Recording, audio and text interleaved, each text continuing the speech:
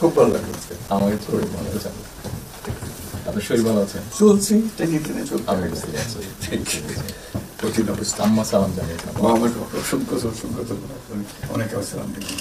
সেই ঐতিহাসিক মহেন্দ্রক্ষণ বিএনপির ভাইস চেয়ারম্যান জনাব তারেক রহমানের সাথে বাংলাদেশ অন্তর্বর্তী সরকারের প্রধান উপদেষ্টা ডক্টর মোহাম্মদ ইউনূসের সাক্ষাৎ, এটার জন্যেই আজকে সারা জাতি অপেক্ষা করছে কি ঘটবে, কি ঘটতে চলেছে, নির্বাচন কবে হবে, এপ্রিলে নির্বাচন হবে না ফেব্রুয়ারিতে হবে না জানুয়ারিতে হবে না ডিসেম্বরে নির্বাচন হবে, কবে কোন মাসে নির্বাচন হবে সেটার অপেক্ষায় পুরো জাতি, পুরো দেশ, সারা বিশ্ব।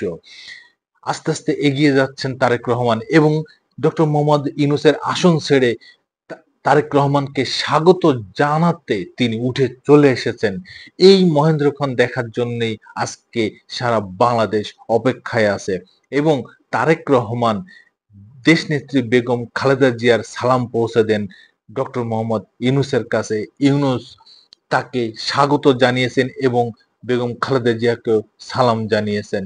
আমরা এই দুই নেতার, একজন নোবেল লরিয়েট বিশ্বজয়ী, আরেকজন বাংলাদেশের ভবিষ্যৎ প্রধানমন্ত্রী হতে চলেছেন জনাব তারেক রহমান, আজকে আমরা এই দুজনকে দেখে সত্যি অভূতপূর্ব আনন্দে আছি।